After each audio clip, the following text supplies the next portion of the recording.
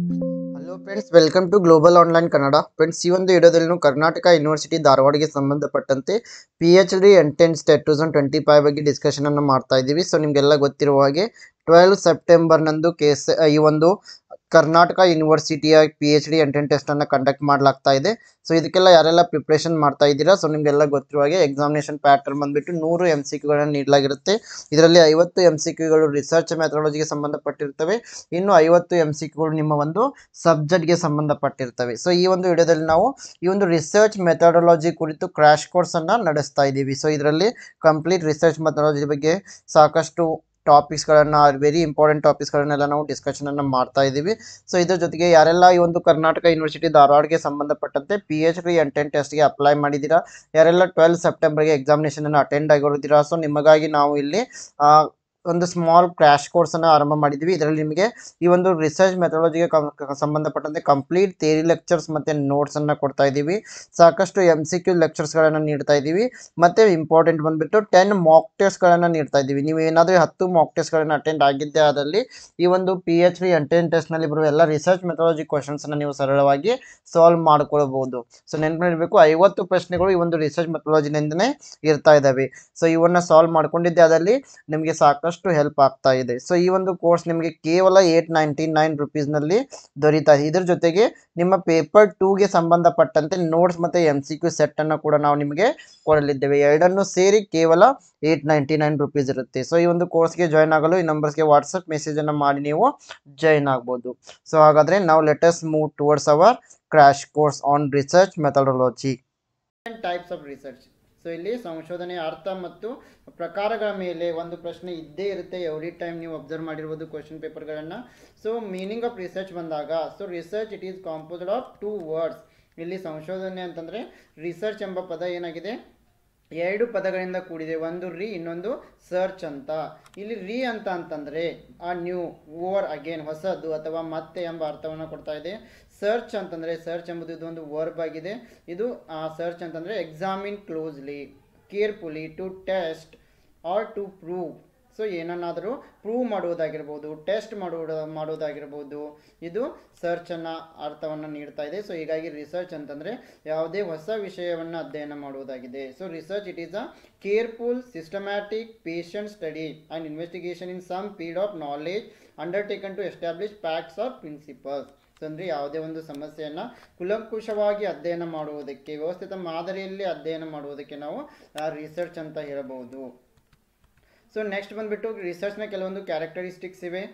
Research it is a process of collecting, analysing and interpreting information. So ಇಲ್ಲಿ ಯಾವುದೇ ಒಂದು ಸಮಸ್ಯೆಗೆ ಸಂಬಂಧಪಟ್ಟಂತೆ ದತ್ತಾಂಶಗಳನ್ನು ಸಂಗ್ರಹಣೆ ಮಾಡುವುದು, ದತ್ತಾಂಶಗಳನ್ನು ವಿಶ್ಲೇಷಣೆ ಮಾಡುವುದು, ಇಂಟರ್ಪ್ರಿಟ್ ಮಾಡುವುದು ಮತ್ತು ಸಮಸ್ಯೆಗೆ ಉತ್ತರವನ್ನು ಕಂಡುಹಿಡಿಯುವುದು ಸಂಶೋಧನೆಯ ಲಕ್ಷಣ ಆಗಿರುತ್ತೆ. To qualify as research the process must have certain characteristics. It must, as far as possible, so it be controlled, rigorous, systematic, valid, verifiable, empirical and critical. So ಈ ಒಂದು ರಿಸರ್ಚ್ ಏನಿದೆ ಕೆಲವೊಂದು ಸಮಯದಲ್ಲಿ ಕಂಟ್ರೋಲ್ಡ್ ಇರುತ್ತೆ, ಸಿಸ್ಟಮ್ಯಾಟಿಕ್ ಆಗಿ ರಿಸರ್ಚನ್ನು ಮಾಡಬೇಕು, ಇದು valid ಆಗಿರುತ್ತೆ ಮತ್ತು ವೆರಿಫೈ ಕೂಡ ಮಾಡಲು ಅವಕಾಶ ಇರಬೇಕು. ಸೊ ಈ ಒಂದು ಈ ಇಂಪಾರ್ಟೆಂಟ್ ಕ್ಯಾರೆಕ್ಟರಿಸ್ಟಿಕ್ಸ್ ಮೇಲೆ ಕೂಡ ಪ್ರಶ್ನೆಗಳು ಬರ್ತಾ ಇರ್ತವೆ. ಸೊ ಇಲ್ಲಿ ಕಂಟ್ರೋಲ್ಡ್ ಅಂದಾಗ the concept of control implies that in exploring causality in relation between 2 variables. So ಇಲ್ಲಿ ಕಂಟ್ರೋಲ್ಡ್ ಅಂತಂತಂದರೆ ಇಲ್ಲಿ 2 ವೇರಿಯೇಬಲ್ಗಳ ನಡುವೆ ನಾವು ರಿಲೇಷನ್ಶಿಪ್ಪನ್ನು ಬೆಳೆಸ್ತಾ ಇದ್ದೀವಿ. Then this can be achieved to a large extent in physical science as most of the research is done in laboratory. So ಯಾವಾಗ physical science ರಿಸರ್ಚ್ಗೆ ಬಂದಾಗ ಹೆಚ್ಚಿನ ಒಂದು ರಿಸರ್ಚ್ ಏನಾಗ್ತಾ ಇದೆ, ಕಂಟ್ರೋಲ್ಡ್ ಎನ್ವೈರ್ಮೆಂಟ್ನಲ್ಲಿ, ಲ್ಯಾಬ್ರೇಟರಿನಲ್ಲಿ ನಡೀತಾ ಇದೆ. Next, second characteristic is rigorous. You must be scrupulous in ensuring that the procedures followed to find answers to questions are relevant, appropriate and justified. So ಯಾವ ರೀತಿ ನಾವು ರಿಸರ್ಚನ್ನು ಮಾಡಬೇಕಾದ್ರೆ ಇನ್ಫಾರ್ಮೇಷನನ್ನು ಕಲೆಕ್ಟ್ ಮಾಡ್ತಾ ಇದ್ದೀವಿ, ರೆಲೆವೆಂಟ್ ಆದ ಇನ್ಫಾರ್ಮೇಷನನ್ನು ಕಲೆಕ್ಟ್ ಮಾಡಬೇಕಾಗ್ತಾ ಇದೆ. ಅದೇ ರೀತಿ ಉತ್ತರವನ್ನು ನಾವು ಜಸ್ಟಿಫೈ ಕೂಡ ಮಾಡಲು ಅವಕಾಶ ಇರಬೇಕು. So next systematic. ಈ ಒಂದು ರಿಸರ್ಚ್ ಏನಿದೆ ಒಂದು ಸಿಸ್ಟಮ್ಯಾಟಿಕ್ ಪ್ರೋಸೆಸ್ ಮೂಲಕ ನಡಿಬೇಕು. ಇಲ್ಲಿ ಹಲವಾರು ಸ್ಟೆಪ್ಗಳಿವೆ, ಎಲ್ಲ ಸ್ಟೆಪ್ಸ್ಗಳನ್ನು ಕೂಡ ನಾವು ಇಲ್ಲಿ ಫಾಲೋ ಮಾಡಲೇಬೇಕಾಗುತ್ತೆ. Next valid and verifiable. So ಈ ಒಂದು ರಿಸರ್ಚ್ ಏನಾಗಿರಬೇಕು, ವ್ಯಾಲಿಡ್ ಕೂಡ ಆಗಿರಬೇಕು ಮತ್ತು ಅದನ್ನು ನಾವು ಪರೀಕ್ಷೆಯನ್ನು ಕೂಡ ಮಾಡಲು ಬರುವಂತಿರಬೇಕು. ಎಂಪಿರಿಕಲ್ ಆಗಿರಬೇಕು.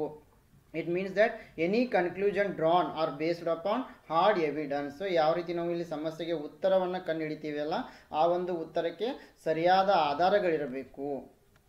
ಸೊ ಕ್ರಿಟಿಕಲ್ ಅಂತಂದರೆ ನಾವು ಮಾಡಿದ ಸಂಶೋಧನೆಯನ್ನು ಕ್ರಿಟಿಕ್ ಮಾಡಲು ಕೂಡ ಅದರಲ್ಲಿರೋ ಡ್ರಾಬ್ಯಾಕ್ಗಳನ್ನು ಪೌಂಡ್ ಮಾಡಲು ಕೂಡ ಅವಕಾಶ ಇರಬೇಕು. ಸೊ ನೆಕ್ಸ್ಟ್ ಬಂದುಬಿಟ್ಟು ಟೈಪ್ಸ್ ಆಫ್ ರಿಸರ್ಚ್. ಈ ಟೈಪ್ಸ್ ಆಫ್ ರಿಸರ್ಚ್ ಮೇಲೆ ಹೆಚ್ಚಿನ ಪ್ರಶ್ನೆಗಳು ಬರ್ತಾ ಇರ್ತವೆ. ಸೊ ಇಲ್ಲಿ ಅಪ್ಲಿಕೇಶನ್ ಆಫ್ ರಿಸರ್ಚ್ ಸ್ಟಡಿ ಮೇಲೆ ನೋಡಿದರೆ ರಿಸರ್ಚನ್ನು 2 ವಿಧಗಳಲ್ಲಿ ವಿಂಗಡಣೆ ಮಾಡ್ಬೋದು. ಒಂದು ಪ್ಯೂರ್ ರಿಸರ್ಚ್, ಇನ್ನೊಂದು ಅಪ್ಲೈಡ್ ರಿಸರ್ಚ್. ಸೊ ಇಲ್ಲಿ ಪ್ಯೂರ್ ರಿಸರ್ಚನ್ನು ನಾವು ಬೇಸಿಕ್ ರಿಸರ್ಚ್ ಅಂತಲೂ ಕೂಡ ಕರಿತಾ ಇದ್ದೀವಿ ಅಥವಾ ಫಂಡಮೆಂಟಲ್ ರಿಸರ್ಚ್ ಅಂತಲೂ ಕರಿತಾ ಇದ್ದೀವಿ. So it is one that focus on advancing scientific knowledge for the complete understanding of A topic. So ಯಾವುದೇ ಒಂದು ಟಾಪಿಕನ್ನು, ಯಾವುದೇ ಒಂದು ಸಮಸ್ಯೆಯನ್ನು ಸರಿಯಾಗಿ ಅರ್ಥ ಮಾಡಿಕೊಳ್ಳಲು ನಾವು ಈ ಪ್ಯೂರ್ ರಿಸರ್ಚ್ ಅಥವಾ ಬೇಸಿಕ್ ರಿಸರ್ಚನ್ನು ಮಾಡ್ಬೋದು. ಸೊ ಈ ಒಂದು ರಿಸರ್ಚ್ ಏನಿದೆ, when knowledge is acquired for the sake of knowledge it is called basic research. ಇದು ನಮ್ಮಲ್ಲಿರುವ ಜ್ಞಾನಕ್ಕೆ ಹೊಸ ಜ್ಞಾನವನ್ನು ಸೇರಿಸ್ತಾ ಇದೆ. So basic research is completely theoretical. ಇದು ಕಂಪ್ಲೀಟ್ಲಿ ಥೆರಾಟಿಕಲ್ ಅಂದರೆ ಸೈದ್ಧಾಂತಿಕವಾಗಿರುತ್ತೆ. ಸೊ ಇಲ್ಲಿ ಬೇಸಿಕ್ ಲಾಗಳನ್ನು, ಪ್ರಿನ್ಸಿಪಲ್ಗಳನ್ನು ಅರ್ಥ ಮಾಡ್ಕೊಳ್ತೀವಿ. ಇದು ಹೊಸ ವಿಷಯವನ್ನು ತಿಳಿದುಕೊಳ್ಳಲು ನಮಗೆ ಸಹಾಯ ಮಾಡ್ತಾ ಇದೆ. ಸೊ ನೆಕ್ಸ್ಟ್ ಬಂದುಬಿಟ್ಟು applied research. Applied research it is done to solve specific practical questions for policy formulation, administration and understanding. So ಯಾವುದೇ ಒಂದು ಸಮಸ್ಯೆಗೆ ತಕ್ಷಣ ಉತ್ತರವನ್ನು ಕಂಡುಹಿಡಿಯಲು, ಸಮಸ್ಯೆಯನ್ನು ಸಾಲ್ವ್ ಮಾಡಲು ನಾವು ಅಪ್ಲೈಡ್ ರಿಸರ್ಚನ್ನು ಮಾಡ್ಬೋದು. It can be exploratory but usually descriptive. It is almost always done on the basis of basic research. So ಒಂದು ಮೂಲಭೂತ ಸಂಶೋಧನೆ ಆಧಾರದ ಮೇಲೇ ಈ ಒಂದು ಅಪ್ಲೈಡ್ ರಿಸರ್ಚನ್ನು ನಾವು ಮಾಡ್ತಾ ಇದ್ದೀವಿ. ಸೊ ಇದು ಯೂಸ್ವಲಿ ಡಿಸ್ಕ್ರಿಪ್ಟಿವ್ ರೂಪದಲ್ಲಿರುತ್ತೆ ಮತ್ತು ಇದು ಎಕ್ಸ್ಪ್ಲೋರೇಟರಿ ಆಗಿರುತ್ತೆ. ಸೊ ನಮ್ಮ ನೆನಪಿನಲ್ಲಿ ಇಡಬೇಕು. So applied research can be carried out by academic or industrial institutions. So it can be defined as a research that encompasses real life application of the natural science. So ನಾವು ದಿನನಿತ್ಯ ಎದುರಿಸುವ ಸಮಸ್ಯೆಗಳನ್ನು solve ಮಾಡಲು ಕೂಡ ನಾವು ಈ ಒಂದು applied ರಿಸರ್ಚನ್ನು ಬಳಕೆ ಮಾಡಬಹುದು. So next, based on the objectives in understanding the research. So based on the objective in undertaking the research, we can divide the types of research as descriptive research, correlational research, explanatory research and exploratory research. So the first one is descriptive research. It attempts to describe systematically a situation, problem, phenomena, service or program. So ಯಾವುದೇ ಒಂದು ಸಮಸ್ಯೆಯನ್ನು ಈ descriptive research ಏನು ಮಾಡ್ತಾ ಇದೆ, ವ್ಯವಸ್ಥಿತವಾಗಿ ವಿವರಣೆ ಮಾಡ್ತಾ ಇದೆ. So descriptive research, it is a type of research that is used to describe the characteristics of a population. ಯಾವುದೇ ಒಂದು ಜನಸಂಖ್ಯೆಯ ಲಕ್ಷಣಗಳನ್ನು ಹೇಳಲು ನಾವು ಈ descriptive research ಅನ್ನು ಬಳಕೆ ಮಾಡ್ತೀವಿ. It collects data that are used to answer a wide range of what, when, how questions are pertaining. So ಯಾವುದೇ ಒಂದು ಸಮಸ್ಯೆ ಹೇಗಾಗಿದೆ, ಎಲ್ಲಿ ಆಗಿದೆ, ಯಾವ ರೀತಿ ಆಗಿದೆ ಇತ್ಯಾದಿ ಪ್ರಶ್ನೆಗಳಿಗೆ ಉತ್ತರವನ್ನು ನೀಡಲು ನಾವು descriptive research ಅನ್ನು ಬಳಕೆ ಮಾಡ್ತೀವಿ. So descriptive research does not answer questions about why a certain phenomena occurs, what the causes are. ಇದು ಕೇವಲ ಕಾರಣಗಳನ್ನು ಹೇಳ್ತಾ ಇದೆ, ಬಟ್ ಯಾಕೆ ಎಂಬುದನ್ನು ನಮಗೆ ಹೇಳ್ತಾ ಇಲ್ಲ. Next type of research is correlational research. Correlation research ಅಂತಂದರೆ ಇದು ಒಂದು ನಾನ್ ಎಕ್ಸ್ಪಿರಿಮೆಂಟಲ್ ರಿಸರ್ಚ್ ಮೆಥಡ್ ಆಗಿದೆ. It studies the relationship between two variable with the help of statistical analysis. ಸಂಖ್ಯಾಶಾಸ್ತ್ರ ವಿಶ್ಲೇಷಣೆಯ ಮೂಲಕ ಇಲ್ಲಿ 2 ವೇರಿಯೇಬಲ್ಗಳ ನಡುವಿನ ಸಂಬಂಧವನ್ನು ಅಧ್ಯಯನ ಮಾಡ್ತಾ ಇದ್ದೀವಿ. This research does not study the effects of extraneous variables. ಯಾವುದೇ ಬಾಹ್ಯ ವೇರಿಯೇಬಲ್ಗಳ ಬಗ್ಗೆ ಇಲ್ಲಿ ನಾವು ಅಧ್ಯಯನವನ್ನು ಮಾಡಲ್ಲ. Attempts to discover or establish the existence of a relationship, interdependence between 2 or more aspects. So 2 ಅಥವಾ 2ಕ್ಕಿಂತ ಹೆಚ್ಚಿನ ಚಲಕಗಳ ನಡುವೆ ಇರುವ ಸಂಬಂಧವನ್ನು ನಾವು ಅಧ್ಯಯನ ಮಾಡಲು ಕೋರಿಲೇಷನಲ್ ರಿಸರ್ಚನ್ನು ಬಳಕೆ ಮಾಡ್ತೀವಿ. So next one is correlational studies help researcher to determine the direction and strength of the relationship between variable. ಯಾವುದೇ 2 ಚಲಕಗಳು ಯಾವ ಒಂದು ದಿಕ್ಕಿನಲ್ಲಿ ಹೋಗ್ತಾ ಇದೆ ಎಂಬುದು, ಅದರ ಸ್ಟ್ರೆಂತ್ ಏನಿದೆ ಎಂಬುದನ್ನು ತಿಳ್ಕೊಳ್ಳಲು ನಾವು ಕೋರಿಲೇಷನಲ್ ರಿಸರ್ಚನ್ನು ಬಳಸ್ತೀವಿ. So it is very easier to interpret and it is cost effective and also it can be applicable in day-to-day business decision taking. Then correlational studies don't have the scope to imply causation. They only give us information about the association between 2 variables. So ಇದು ಏನು ಮಾಡ್ತಾ ಇದೆ, ಯಾವುದೇ 2 ವೇರಿಯೇಬಲ್ಸ್ಗಳ ನಡುವೆ ಇರುವ ಸಂಬಂಧವನ್ನು ಮಾತ್ರ ಹೇಳ್ತಾ ಇದೆ. ಸೊ ಉದಾಹರಣೆ ಕೂಡ ಕೊಟ್ಟಿದ್ದಾರೆ. Stress is not the only variable that has a relationship with happiness. Other variables such as emotional intelligence, subjective well-being, as well as quality of social relationship also affect the happiness. Yes, the next type of research is explanatory research.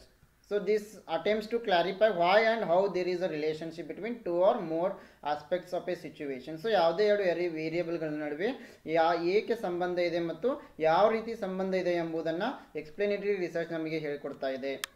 So explanatory research, it is a research method that explores why something occurs when limited information is available. ಯಾವಾಗ ನಮ್ಮ ಹತ್ರ ಮಾಹಿತಿ ಕಡಿಮೆ ಇರ್ತದೆ, ಯಾವುದೇ ಒಂದು ಸಮಸ್ಯೆ ಏಕೆ ಉಂಟಾಗ್ತದೆ ಎಂಬುದನ್ನು ಎಕ್ಸ್ಪ್ಲೇನೇಟರಿ ರಿಸರ್ಚ್ ನಮಗೆ ವಿವರಣೆ ಮಾಡ್ತಾ ಇದೆ. So ascertain how or why a particular phenomena is occurring and predict the future occurrences. So ಯಾವುದೇ ಒಂದು ಸಮಸ್ಯೆ ಹೇಗೆ ಮತ್ತು ಯಾಕೆ ಉಂಟಾಗ್ತಾ ಇದೆ, ಇದರಿಂದ ಭವಿಷ್ಯದಲ್ಲಿ ಏನಾಗುತ್ತೆ ಎಂಬುದನ್ನು ತಿಳಿದುಕೊಳ್ಳಲು ಎಕ್ಸ್ಪ್ಲೇನೇಟರಿ ರಿಸರ್ಚ್ ಅನ್ನು ನಾವು ಬಳಕೆ ಮಾಡಬಹುದು. So it can be explained as cause and effect model. ಇದಕ್ಕೆ ನಾವು ಕಾಸ್ ಆ್ಯಂಡ್ ಎಫೆಕ್ಟ್ ಮಾಡೆಲ್ ಅಂತಲೂ ಕರಿತಾ ಇದ್ದೀವಿ. Then example, why do undergraduate students obtain higher average grades in the first semester than in the second semester? So ಈ ಒಂದು ಸಮಸ್ಯೆ explanatory ರಿಸರ್ಚ್ಗೆ ಉದಾಹರಣೆ ಆಗಿದೆ. ಅಥವಾ how does marital status affect labour market participation. So this is also example for explanatory research. So next one is exploratory research. It is undertaken to explore an idea, an area where little is known, or to investigate the possibilities of undertaking a particular research study. So exploratory research, it is a methodology approach that investigates research questions that have not previously been studied in depth.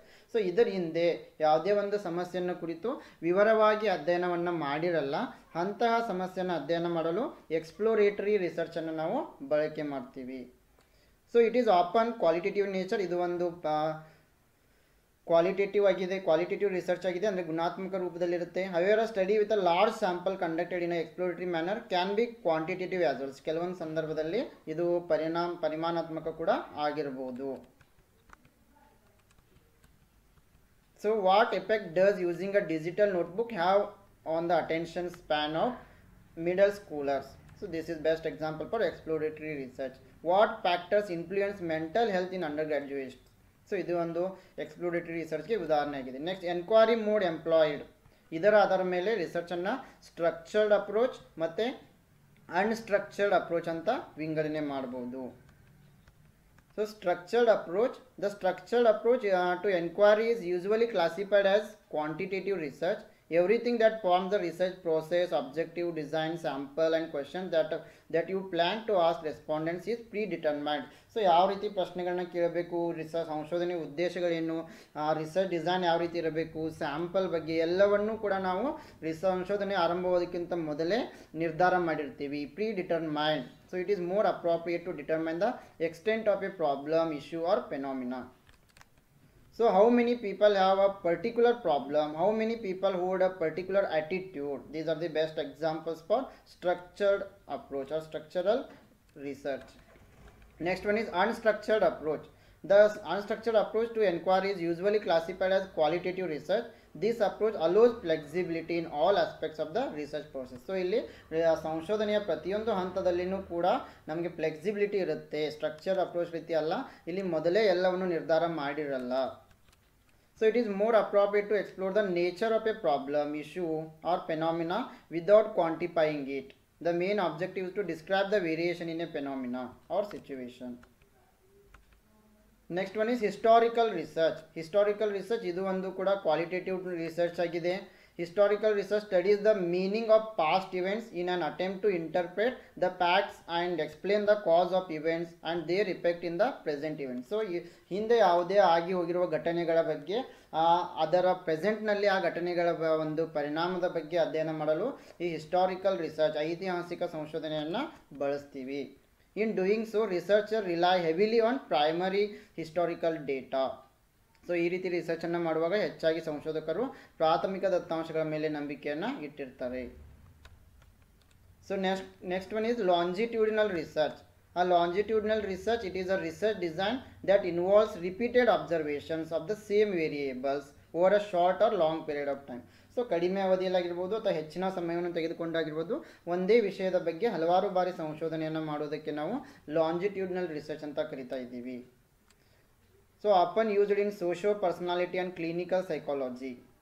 So ಈ ಒಂದು socio personality ಮತ್ತು clinical psychology ಈ ಒಂದು research ಮಾಡುವಾಗ longitudinal ರಿಸರ್ಚನ್ನು ಬಳಕೆ ಮಾಡ್ತೀವಿ. ಇಲ್ಲಿ behaviour ಬಗ್ಗೆ, ಥಾಟ್ಸ್ ಬಗ್ಗೆ, ಎಮೋಷನ್ಸ್ ಬಗ್ಗೆ ನಾವು ಅಧ್ಯಯನವನ್ನು ಮಾಡ್ತೀವಿ. So quantitative research design to collect numerical data that can be used to measure variables. So ಇಲ್ಲಿ ಯಾವ ಒಂದು ಚಲಕಗಳನ್ನು ನಾವು ಪರಿಮಾಣಾತ್ಮಕವಾಗಿ ಅಂಕಿ ಸಂಖ್ಯೆಗಳಲ್ಲಿ ಅಳತೆ ಮಾಡ್ಬೋದು, ಅಂಥ ರಿಸರ್ಚ್ಗಾಗಿ ನಾವು ಕ್ವಾಂಟಿಟೇಟಿವ್ ರಿಸರ್ಚನ್ನು ಬಳಸ್ತೀವಿ. It is structured and statistical. ಇದು ಕೂಡ ಸ್ಟ್ರಕ್ಚರ್ಡ್ ಆಗಿರುತ್ತೆ, ಸಂಖ್ಯಾತ್ಮಕ ಸಾಧನಗಳನ್ನು ಇಲ್ಲಿ ನಾವು ಬಳಸ್ತಾ ಇದ್ದೀವಿ. It uses a grounded theory method. So ಇಲ್ಲಿ ಪ್ರಶ್ನೆ ಬರ್ಬೋದು, ಯಾವ ಒಂದು ರಿಸರ್ಚ್ ವಿಧಾನ ಗ್ರೌಂಡೆಡ್ ಥಿಯರಿಯನ್ನು ಬಳಕೆ ಮಾಡುತ್ತೆ. ಸೊ ಇಲ್ಲಿ ಕ್ವಾಂಟಿಟೇಟಿವ್ ರಿಸರ್ಚ್ನಲ್ಲಿ ಗ್ರೌಂಡೆಡ್ ಥಿಯರಿಯನ್ನು ನಾವು ಬಳಸ್ತೀವಿ. Next one is quantitative research is a methodology designed to collect non-numerical data to gain insights. So it is qualitative research. Qualitative research ಅಂತಂದರೆ ಇಲ್ಲಿ ಏನಾಗ್ತಾ ಇದೆ, ನಾನ್ ನ್ಯೂಮರಿಕಲ್ ಡೇಟಾ ಕಲೆಕ್ಟ್ ಮಾಡಲು ಬಳಸ್ತೀವಿ. ಅಂತಂದರೆ ಯಾವ ದತ್ತಾಂಶಗಳನ್ನು ನಾವು ಅಂಕಿ ಸಂಖ್ಯೆಗಳಲ್ಲಿ ವ್ಯಕ್ತಪಡಿಸಲು ಸಾಧ್ಯವಿಲ್ಲ. ಸೊ ಅಂಥ ಸಂಶೋಧನೆಗೆ ಕ್ವಾಲಿಟೇಟಿವ್ ರಿಸರ್ಚ್ ಅಂತ ನಾವು ಕರಿತಾ ಇದ್ದೀವಿ. It is non statistical and unstructured semi structured. So ಇದು ಸ್ಟ್ರಕ್ಚರ್ಡ್ ಇರಲ್ಲ, ಇದು ನಾನ್ ಸ್ಟ್ಯಾಟಿಸ್ಟಿಕಲ್ ಆಗಿದೆ. It relies on data collected based on a research design that answers the question why. So this type of research measures opinions, views or attributes. Qualitative research method usually involve first-hand observation such as interview and focus group. So ಇಲ್ಲಿ ಹೆಚ್ಚಾಗಿ first hand information ಅಂದರೆ ಪ್ರಾಥಮಿಕ ದತ್ತಾಂಶಗಳ ಮೂಲಕ ಮಾಹಿತಿಯನ್ನು ಸಂಗ್ರಹಿಸ್ತೀವಿ. So next ಇಲ್ಲಿ difference ಕೂಡ ಇದ್ದಾವೆ. Quantitative research, qualitative research. Quantitative research focus on testing theories and hypothesis. Qualitative research explore ideas and formulate a theory. Quantitative research analyzed through math or statistical analysis. Qualitative research analyzed by summarizing, categorizing and interpreting. Quantitative research mainly expressed in numbers, graphs and tables. Qualitative research in words. Quantitative research requires many respondents. Qualitative research requires few respondents. Quantitative research closed or multiple choice questions will be used. Qualitative research open-ended questions are used. Quantitative research key terms are testing, measurement, objectivity, replicability. Qualitative research key terms are understanding, context, complexity, subjectivity. So next type of research is mixed research. It includes both qualitative and also quantitative data. So mixed methods can help you gain a more complete picture than a standalone quantitative or qualitative study. So ಇಲ್ಲಿ quantitative ಮತ್ತು qualitative ಎರಡನ್ನೂ mix ಮಾಡಿ ಸಂಶೋಧನೆ ಮಾಡೋದಕ್ಕೆ ಮಿಶ್ರ ಸಂಶೋಧನೆ ಅಂತ ಕರಿತೀವಿ. So ಇದು ಎರಡು ಮೆಥಡ್ಗಳನ್ನು ಯೂಸ್ ಮಾಡ್ತಾ ಇದೆ. ಇದನ್ನು ನಾವು ಬಿಹೇವಿಯರ್ ಸ್ಟಡಿ ಮಾಡುವಾಗ ಆಗಿರ್ಬೋದು, ಹೆಲ್ತ್ ಬಗ್ಗೆ, ಸೋಷಿಯಲ್ ಸೈನ್ಸ್ನಲ್ಲಿ ಬಳಕೆ ಮಾಡ್ತಾ ಇದ್ದೀವಿ. So cross sectional research. Cross-sectional research studies a group or subgroup at one point of time. So ಯಾವುದೇ ಒಂದು ಗ್ರೂಪನ್ನು ಅಥವಾ ಸಬ್ ಗ್ರೂಪನ್ನು ಒನ್ ಟೈಮ್ನಲ್ಲಿ ಅಧ್ಯಯನ ಮಾಡ್ತಾ ಇದ್ದೀವಿ. Participants are generally chosen based on certain shared characteristics. ಜನರ ಒಂದು ವಯಸ್ಸು, ಲಿಂಗ, ಆದಾಯ ಇತ್ಯಾದಿಗಳ ಆಧಾರದ ಮೇಲೆ ನಾವೇನು ಮಾಡ್ತಾ ಇದ್ದೀವಿ, ದತ್ತಾಂಶಗಳನ್ನು ಅಧ್ಯಯನ ಮಾಡ್ತಾ ಇದ್ದೀವಿ. So the group is often used as representation of A larger population. ಇಡೀ ಜನಸಂಖ್ಯೆಯನ್ನು ಅಧ್ಯಯನ ಮಾಡೋ ಬದಲು ಯಾವುದೇ ಒಂದು ಗ್ರೂಪನ್ನು ರೆಪ್ರೆಸೆಂಟೇಷನ್ ಆಫ್ ಎ ಪಾಪ್ಯುಲೇಷನನ್ನು ತೆಗೆದುಕೊಂಡು ಅಧ್ಯಯನವನ್ನು ಮಾಡ್ತೀವಿ. Next one is field research. Field research takes place wherever the participants or subjects are on location. So this type of research requires on-site observation and data collection. So ಯಾವುದೇ ಒಂದು ನಿರ್ದಿಷ್ಟ ಸ್ಥಳಕ್ಕೆ ಹೋಗಿ ಸಂಶೋಧನೆಯನ್ನು ಮಾಡೋದಕ್ಕೆ ನಾವು ಫೀಲ್ಡ್ ರಿಸರ್ಚ್ ಅಂತ ಕರಿತಾ ಇದ್ದೀವಿ. ಇಲ್ಲಿ ಅಬ್ಸರ್ವೇಷನನ್ನು ಹೆಚ್ಚಾಗಿ ಬಳಕೆ ಮಾಡ್ತೀವಿ. ಇಲ್ಲಿ ರಿಸರ್ಚರ್ ಬೇರೆ ಬೇರೆ ಪ್ರದೇಶಗಳಿಗೆ ಟ್ರಾವೆಲ್ ಕೂಡ ಮಾಡಬೇಕಾಗುತ್ತೆ.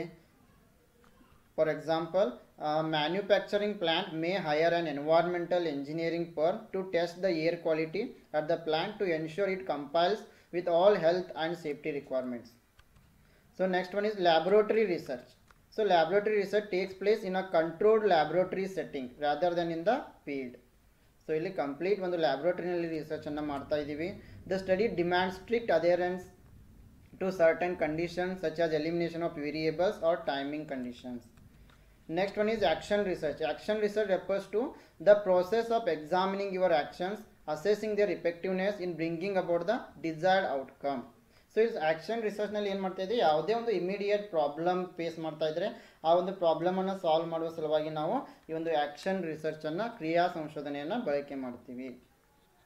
Typically used in educational settings for teachers and principals to perform a type of a self-assessment and course correction. So ಹೆಚ್ಚಾಗಿ ಶಿಕ್ಷಕರು ಮತ್ತು ಪ್ರಿನ್ಸಿಪಲ್ಗಳು ತಮ್ಮ ಈ ಒಂದು ಶಿಕ್ಷಣ ವ್ಯವಸ್ಥೆಯಲ್ಲಿ ಆ್ಯಕ್ಷನ್ ರಿಸರ್ಚನ್ನು ಬಳಕೆ ಮಾಡ್ತಾರೆ. Next one is policy research. Policy research, it is designed to examine the effects of current government or social policies, predict potential effects. So ಯಾವುದೇ ಒಂದು ಸರ್ಕಾರದ ಯೋಜನೆಗಳಾಗಿರ್ಬೋದು ಯಾವ ರೀತಿ ಪರಿಣಾಮವನ್ನು ಬೀರ್ತಾ ಇವೆ, ಭವಿಷ್ಯದಲ್ಲಿ ಯಾವ ರೀತಿ ಒಂದು ಯೋಜನೆ ಪರಿಣಾಮವನ್ನು ಬೀರಬಹುದು ಎಂಬುದನ್ನು ಅಧ್ಯಯನ ಮಾಡಲು ಈ ಪಾಲಿಸಿ ರಿಸರ್ಚನ್ನು ಬಳಸ್ತೀವಿ. Next one is steps of research. S friends, next topic is steps of research. So ಸಂಶೋಧನೆಯ ಹಂತಗಳು. So the logical sequence of steps undertaken in order to find the answers to the research questions are termed as research methodology. So ಇಲ್ಲಿ ಯಾವುದೇ ಒಂದು ಸಮಸ್ಯೆಗೆ ಉತ್ತರವನ್ನು ಕಂಡುಹಿಡಿಯಲು ಅಂದರೆ ಸಂಶೋಧನೆಯನ್ನು ಮಾಡಲು ಹಲವಾರು ಸ್ಟೆಪ್ಸ್ಗಳಿವೆ. ಎಲ್ಲ ಸ್ಟೆಪ್ಸ್ಗಳನ್ನು ನಾವು ಫಾಲೋ ಅಪ್ ಮಾಡಲೇಬೇಕು. The first step is formulating research problem, literature review, development of working hypothesis, preparing research design, determining sample design, collection of data, execution of the project, analysis of data, hypothesis testing, generalization and interpretation, preparation of the report. So ಈ 11 steps ಕೂಡ ಇವೆ. ಈ 11 ಸ್ಟೆಪ್ಗಳನ್ನು ನಾವು ಇಲ್ಲಿ follow ಮಾಡಬೇಕು. The first step is formulation of the research problem. The selection of topic of research, it is difficult job. So ಯಾವುದೇ ಒಂದು ಸಂಶೋಧನೆ ಆರಂಭ ಮಾಡೋದಕ್ಕೆ ಮೊದಲು ನಾವು ಸಂಶೋಧನಾ ಸಮಸ್ಯೆಯನ್ನು ಆಯ್ಕೆ ಮಾಡ್ಕೊಳ್ಬೇಕು. When we select a title or research statement then other activities would be easy. ಒಂದು ಸಾರಿ ನಾವು ಸಂಶೋಧನಾ ಸಮಸ್ಯೆಯನ್ನು ಕಂಡುಹಿಡಿದ್ರೆ ಮುಂದಿನ ಒಂದು ಪ್ರೋಸೆಸ್ ಸರಳವಾಗುತ್ತೆ. For the understanding thoroughly the problem it must have to discuss with colleagues, friends, expert, teachers. So ಆ ಶಿಕ್ಷಕರೊಂದಿಗೆ ಆಗಿರ್ಬೋದು, ಕಲೀಗ್ಸ್ ಒಂದಿಗೆ ಆಗಿರ್ಬೋದು, ಫ್ರೆಂಡ್ಸ್ ಒಂದಿಗೆ ನಾವು ಡಿಸ್ಕಸ್ ಮಾಡಿ ಪ್ರಾಬ್ಲಮನ್ನು ಆಯ್ಕೆ ಮಾಡ್ಕೊಳ್ಬೇಕು. So the problem should be practical, relatively important, feasible, ethically, politically acceptable. So ಯಾವುದೇ ಒಂದು ಸಮಸ್ಯೆ ಅದು ಪ್ರಾಕ್ಟಿಕಲ್ ಆಗಿ ಅಸ್ತಿತ್ವದಲ್ಲಿರಬೇಕು, ಅದರಿಂದ ಸಮಾಜಕ್ಕೆ ಒಳ್ಳೆಯದಾಗುವಂತಿರಬೇಕು. ಸೊ ಎಥಿಕಲಿ, ಪೊಲಿಟಿಕಲಿ ಅದನ್ನು ಅಕ್ಸೆಪ್ಟ್ ಮಾಡ್ಕೊಳ್ಳುವಂತಿರಬೇಕು. ಸೊ ಅದು ಯಾವ ರೀತಿ ನಾವು ರಿಸರ್ಚ್ ಪ್ರಾಬ್ಲಮನ್ನು ಆಯ್ಕೆ ಮಾಡ್ಕೊಳ್ಬೇಕಂತಂದರೆ ಮೊದಲಿಗೆ ಅಂಡರ್ಸ್ಟ್ಯಾಂಡಿಂಗ್ ದ ಪ್ರಾಬ್ಲಮ್ ಥೊರೋಲಿ.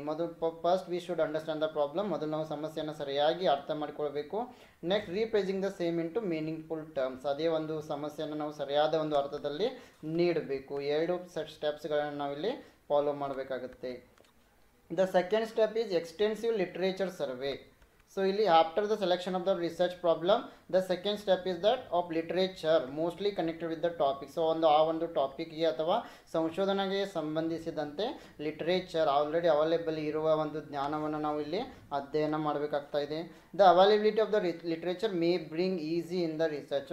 ನಮಗೆ ಯಾವುದೇ ಒಂದು ನಾವು ಆಯ್ಕೆ ಮಾಡಿಕೊಂಡಿರುವ ಸಮಸ್ಯೆ ಮೇಲೆ ಹೆಚ್ಚಿನ ಒಂದು ಮಾಹಿತಿ ಲಭ್ಯವಿದ್ದರೆ ನಮ್ಮ ಸಂಶೋಧನೆ ಸರಳವಾಗುತ್ತೆ.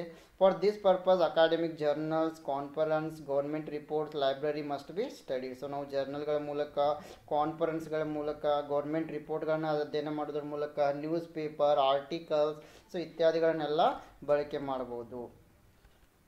So it broadens the knowledge of the researcher. ಇದು ಒಂದು ಸಂಶೋಧನಾಕಾರನ ಜ್ಞಾನವನ್ನು ಹೆಚ್ಚಿಸ್ತಾ ಇದೆ. It helps for value addition by the researcher to the existing stock of knowledge. So ಇದು ಸಂಶೋಧಕನಿಗೆ ಆ ಒಂದು ಸಮಸ್ಯೆಯ ಬಗ್ಗೆ ಇರುವ ಜ್ಞಾನಕ್ಕೆ ಹೊಸ ಜ್ಞಾನವನ್ನು ಕೂಡ ಸೇರಿಸ್ತಾ ಇದೆ.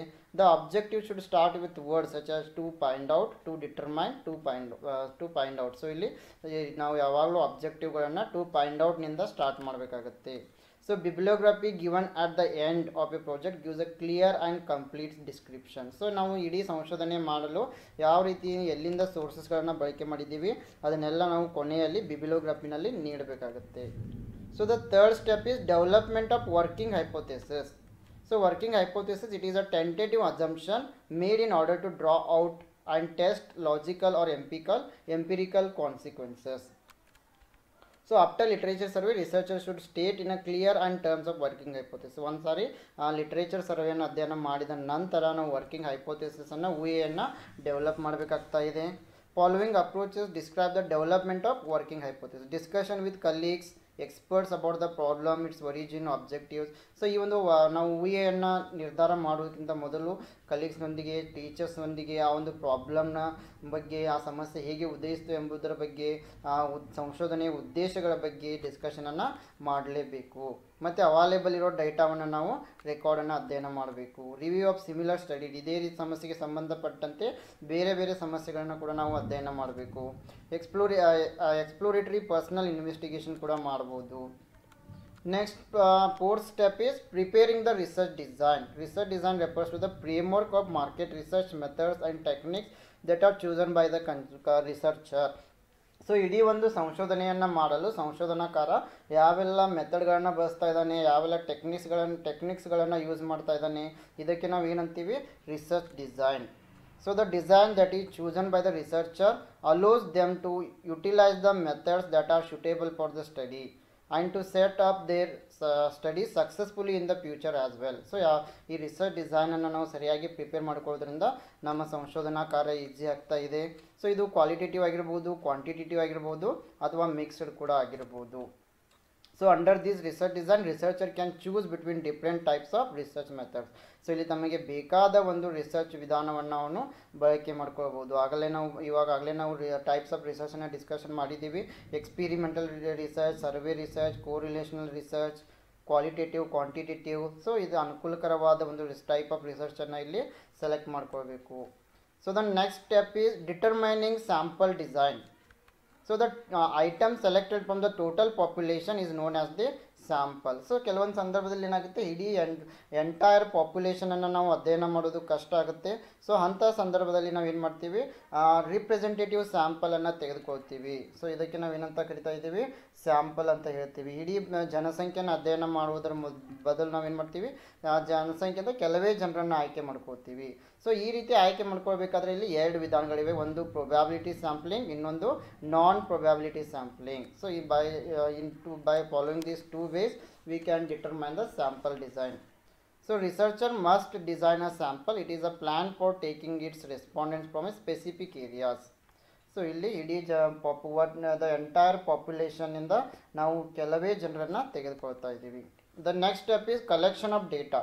There are several ways to collect the data. Primary data can be collected either through experiment or survey. So ಈ ಒಂದು ದತ್ತಾಂಶಗಳನ್ನು ಸಂಗ್ರಹಣೆ ಮಾಡಲು ಎರಡು ವಿಧಾನಗಳಿವೆ. ಒಂದು ಪ್ರಾಥಮಿಕ ದತ್ತಾಂಶ, ಇನ್ನೊಂದು ಮಾಧ್ಯಮಿಕ ದತ್ತಾಂಶ, primary data and secondary data. So ಈ ಪ್ರೈಮರಿ ಡೇಟಾನ ಯಾವ ರೀತಿ ಕಲೆಕ್ಟ್ ಮಾಡ್ತಾ ಇದ್ದೀವಿ, ಪ್ರೈಮರಿ ಡೇಟಾ ಅಂತಂದರೆ these are original in character, true information is available here. So ನಾವೇ ಸ್ವತಃ ಹೋಗಿ ಇನ್ವೆಸ್ಟಿಗೇಷನ್ ಮಾಡಿ ಮಾಹಿತಿಯನ್ನು ಪಡೆದುಕೊಳ್ತಾ ಇದ್ದೀವಿ. ಸೊ ಈ ಪ್ರೈಮರಿ ಡೇಟಾನ ಕಲೆಕ್ಟ್ ಮಾಡಲು ಇರುವ ವಿಧಾನಗಳಂತಂದರೆ ಅಬ್ಸರ್ವೇಷನ್ ಆಗಿರ್ಬೋದು, personal interview, telephone interview, mailing questionnaire, through schedules. These are the methods to collect primary information. So ಇಲ್ಲಿ ಅಬ್ಸರ್ವೇಷನ್ ಅಂತಂತಂದರೆ ನಾವೇ ಸ್ವತಃ ಹೋಗಿ ಕ್ವೆಶ್ಚನರನ್ನು ತೆಗೆದುಕೊಂಡು ಅಧ್ಯಯನ ಮಾಡ್ತೀವಿ. ಅಬ್ಸರ್ವ್ ಮಾಡೋದರ ಮೂಲಕ ಯಾವುದೇ ವ್ಯಕ್ತಿಯನ್ನು, ಯಾವುದೇ ಒಂದು ಸಂಗತಿಯನ್ನು ಅಬ್ಸರ್ವ್ ಮಾಡಿ, ಅವಲೋಕನ ಮಾಡಿ ಮಾಹಿತಿಯನ್ನು ಪಡಿತೀವಿ. ಪರ್ಸನಲ್ ಇಂಟರ್ವ್ಯೂನಲ್ಲಿ ಸ್ವತಃ ರೆಸ್ಪಾಂಡೆಂಟ್ಸ್ ಹತ್ರ ಹೋಗಿ ಅವರಿಗೆ ಪ್ರಶ್ನೆಗಳನ್ನ ಕೇಳಿ ಉತ್ತರಗಳನ್ನು ಪಡೆದುಕೊಳ್ತೀವಿ. ಟೆಲಿಫೋನ್ ಇಂಟರ್ವ್ಯೂನಲ್ಲಿ ನಾವು ಕಾಲ್ ಮೂಲಕ, ಜನರಿಗೆ ಕರೆ ಮಾಡೋದ್ರ ಮೂಲಕ ಮಾಹಿತಿಯನ್ನು ಪಡಿತೀವಿ. ಮೇಲಿಂಗ್ ಕ್ವೆಶ್ಚನೇರ್ನಲ್ಲಿ ಏನು ಮಾಡ್ತೀವಿ, ನಾವು ಕ್ವೆಶ್ಚನೇರನ್ನು ಪ್ರಿಪೇರ್ ಮಾಡ್ತಾ ಇದ್ದೀವಿ, ಜನರಿಗೆ ಸೆಂಡ್ ಮಾಡಿ ಇಂತಿಷ್ಟು ಟೈಮ್ ಒಳಗೆ ಅದನ್ನು ಉತ್ತರವನ್ನು ನೀಡಿ ಮರಳಿಸುವಂತೆ ಕೇಳ್ಕೊಳ್ತೀವಿ. So next step is execution of the project. So the researcher should see the project is executed in a systematic manner and in time. So ಒಂದು ನಿರ್ದಿಷ್ಟಪಡಿಸಿದ ಸಮಯದಲ್ಲಿ ನಾವು ಈ ಒಂದು ಸಂಶೋಧನಾ ಕಾರ್ಯವನ್ನು ಆರಂಭ ಮಾಡಬೇಕಾಗ್ತಾ ಇದೆ. So next analysis of data collect ಆದ ನಂತರ ಈ ಡೇಟಾ ಸಂಗ್ರಹಿಸಿದ ದತ್ತಾಂಶಗಳನ್ನು ನಾವು ವಿಶ್ಲೇಷಣೆ ಮಾಡಬೇಕು. So analysis also it is A very important step here. After collection of the data we move through the analysis of the data. So here we do coding, tabulation, drawing, statistical inference. So coding operation is usually done in the stage through which the categories of data are transformed into symbols. So editing is the procedure that improves the quality of the data coding. So editing kuda analysis of data ಈ ಒಂದು step ನಲ್ಲಿ ಮಾಡಲಾಗುತ್ತೆ, ನೆನಪಿನಲ್ಲಿಡಬೇಕು. So after tabulation we proceed to analysis work. So step number 9 is hypothesis testing. Hypothesis testing will result in either accepting the hypothesis or rejecting it.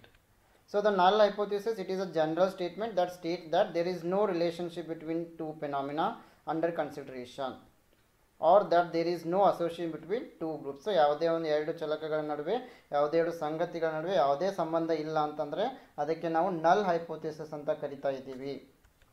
So alternative hypothesis means it is a statement that describes that there is a relationship between two or more variables. ಎರಡು ಅಥವಾ ಎರಡಕ್ಕಿಂತ ಹೆಚ್ಚಿನ ವೇರಿಯೇಬಲ್ಸ್ಗಳ ನಡುವೆ ಆ ಸಂಬಂಧ ಇದ್ದರೆ ಅದನ್ನು ನಾವು ಆಲ್ಟರ್ನೇಟಿವ್ ಹೈಪೋಥೆಸಿಸ್ ಅಂತ ಕರಿತೀವಿ. So next step is generalization and interpretation. So if hypothesis is tested, it may be possible for the researcher to arrive at generalization, build a theory. So ಈ ಒಂದು ಹಂತದಲ್ಲಿ ನಾವು ಥಿಯರಿಯನ್ನು ಸಿದ್ಧಾಂತವನ್ನು ಬಿಲ್ಡ್ ಮಾಡ್ತಾ ಇದ್ದೀವಿ. 11th step is preparation of the report. So after writing a report must be done with keeping in the view of the following. So ಇಲ್ಲಿ ನಾವು ರಿಪೋರ್ಟನ್ನು ಬರಿತಾ ಇದ್ದೀವಿ. ಸೊ ಈ ರಿಪೋರ್ಟ್ ಬರಿಬೇಕಾದ್ರೆ 3 ಸ್ಟೇಜಸ್ ಇರ್ತವೆ. First one is preliminary pages, main text and end matter. So preliminary ಪೇಜಸ್ನಲ್ಲಿ ಏನಾಗ್ತಾ ಇದೆ ಅಂತಂದರೆ here we are going to give title, date followed by the acknowledgement and foreword. Then there should be a table of contents followed by a list of tables and list of graphs and list of charts. Then main text, the main text of the report, it should have introduction, summary of findings, main report and conclusion. ಇವೆಲ್ಲವನ್ನು ಕೂಡ ನಾವು main ಟೆಕ್ಸ್ಟ್ನಲ್ಲಿ ಬರಿಬೇಕು. Next the end matter. So appendices should be written here. Then bibliography should be written in end matter. Bibliography means list of books, journal, reports should also be given at the end, which is known as the bibliography. So next we study about variables. So variables are any characteristics that can take on different values such as height, age, species or exam score. ಅಂದರೆ ಯಾವುದೇ ಚಲಕಗಳ ಮೌಲ್ಯ ಏನಾಗ್ತಾ ಇರ್ತದೆ, ಪದೇ ಪದೇ ಬದಲಾಗ್ತಾ ಇರ್ತದೆ. ಎತ್ತರ ಆಗಿರ್ಬೋದು, ವಯಸ್ಸಾಗಿರ್ಬೋದು, ಪರೀಕ್ಷೆಯ ಸ್ಕೋರ್ ಆಗಿರ್ಬೋದು, ಇವುಗಳಿಗೆ ನಾವು ಏನಂತ ಕರಿತೀವಿ, ಚಲಕಗಳು ಅಥವಾ variables. And there are 2 types of variables, discrete variables and continuous variables ಅಂತ. Discrete variables take only definite values and continuous variables will take all the values. And the variables in study of a cause and effect relationship, ಕಾರಣ ಮತ್ತು ಪರಿಣಾಮಗಳ ಬಗ್ಗೆ ಅಧ್ಯಯನವನ್ನು ಮಾಡ್ತೀವಿ, or the independent and dependent variables. So the independent variable it is the cause. ಇಲ್ಲಿ ಕಾರಣಕ್ಕೆ ನಾವು independent variable ಅಂತ ಕರಿತೀವಿ. Its value is independent of the other variables. ಬೇರೆ ವೇರಿಯೇಬಲ್ನಲ್ಲಿ ಬದಲಾವಣೆ ಆದರೆ ಇದರಲ್ಲಿ ಏನೂ ಬದಲಾವಣೆ ಬರ್ತಾ ಇಲ್ಲ. The dependent variable is the effect. ಪರಿಣಾಮಕ್ಕೆ ನಾವು ಏನಂತ ಕರಿತೀವಿ, dependent variable. Its value depends on changes in the independent variable. Next let us move to the measurement of variables. So according to Stevens, measurement scales can be 4 types. So ಇಲ್ಲಿ ವೇರಿಯೇಬಲ್ಸ್ಗಳನ್ನು measure ಮಾಡಲು Stevens ಅವರ ಪ್ರಕಾರ 4 ವಿಧಾನಗಳಿವೆ. One is nominal scale, second one is ordinal scale, third one is interval scale and the fourth one is ratio scale. So nominal ಸ್ಕೇಲ್ಗೆ classificatory scale ಅಂತಲೂ ಕರಿತೀವಿ. A variable being measured on nominal scale may have 1, 2 or more subcategories depending upon the extent of variation. Example, gender can be classified into 2 or subcategories such as male and female. Ordinal scale or ranking scale, it usually ranks the subgroups in a certain order. ಇಲ್ಲಿ ಬೇರೆ ಬೇರೆ ಸಬ್ ಗ್ರೂಪ್ಗಳಿಗೆ ನಾವು ಏನು ಮಾಡ್ತಾ ಇದ್ದೀವಿ, ರ್ಯಾಂಕನ್ನು ನೀಡ್ತಾ ಇದ್ದೀವಿ. Example, examination marks can be measured either quantitatively in absolute terms or in percentage. The socio-economic status can be categorized as lower class, middle class and higher class. These are examples for ordinal scale. ಅಂದರೆ ಇಲ್ಲಿ ರ್ಯಾಂಕನ್ನು ನೀಡ್ತಾ ಇದ್ದೀವಿ percentage ಬದಲಿಗೆ. Likert scale also it is an example for ordinal scale. Third one is interval scale. An interval scale has all the characteristics of an ordinal scale. It uses a unit of measurement with an arbitrary starting and terminating points. Example, Celsius scale is from 0 degrees Celsius to 100 degrees Celsius. Next one is ratio scale. It is used to gather quantitative information. It combines properties of nominal, ordinal and interval scale. So ಈ nominal scale, ordinal scale ಮತ್ತು interval scale ಮೂರರನ್ನು ಇದು combine ಮಾಡ್ತಾ ಇದೆ. It has a fixed starting point. Yes, please remember, ratio scale ಇಲ್ಲಿ fixed starting point ಇರುತ್ತೆ. There should be no overlapping of categories and they should follow a logical order. if the first category is 0 to 99 and the second category is 100 to 199. Yes, this you should remember. Means ratio scale ಏನು ಮಾಡ್ತಾ ಇದೆ, logical ಆರ್ಡರನ್ನು follow ಮಾಡ್ತಾ ಇದೆ. Next one is attitudinal scale. So attitudinal scales are very important in qualitative research. ಇದನ್ನು ಹೆಚ್ಚಾಗಿ ನಾವು ಗುಣಾತ್ಮಕ ದತ್ತಾಂಶಗಳಲ್ಲಿ ಬಳಸ್ತಾ ಇದ್ದೀವಿ. Attitude it is a resultant of number of external and internal factors. Depending upon the attitude to be measured, appropriate scales are designed here. Scaling is a technique used for measuring qualitative response of respondents such as those related to their feelings, perception, likes, dislikes, interest, etc. So there are some types of attitudinal scale. The first one is Likert scale. Likert scale idu rating scale nalli barta ide. It is based on the assumption that each item on the scale has equal attitudinal value, importance or weight. Next one, Thurston scale. It may assign weightages to different statements. Gutmann scale, it is based on ratio scale. These three are types of attitudinal scale. Concept is sampling. So sampling means, as we all know, sampling antandre illi it is a group of people from the entire population. So sometimes we are unable to conduct survey the entire people, so in that condition we are going to choose only some people. So ಇಡೀ ಜನಸಂಖ್ಯೆಯನ್ನು survey ಮಾಡೋದು ಕಷ್ಟಕರವಾದಾಗ ಏನು ಮಾಡ್ತೀವಿ, ಇಡೀ ಜನಸಂಖ್ಯೆಯನ್ನು represent ಮಾಡುವಂಥ ಕೆಲವೇ ಜನರ ಒಂದು ಗುಂಪನ್ನು ಆಯ್ಕೆ ಮಾಡಿಕೊಂಡು ಸರ್ವೆಯನ್ನು ಮಾಡ್ತೀವಿ. ಸೊ ಇದಕ್ಕೆ ನಾವು ಏನಂತ ಕರಿತೀವಿ, ಸ್ಯಾಂಪ್ಲಿಂಗ್. ಸೊ ಇದು ಗ್ರೂಪ್ ಆಫ್ ಪೀಪಲ್ ಅಂತ ಹೇಳ್ಬೋದು, which represent the entire population. So it is a time convenient and cost effective. ಇಲ್ಲಿ ಸಮಯನೂ ಕಡಿಮೆ ತಗೊಳುತ್ತೆ ಮತ್ತು ಇದು ಕಡಿಮೆ ವೆಚ್ಚದಾಯಕ ಕೂಡ ಆಗಿದೆ.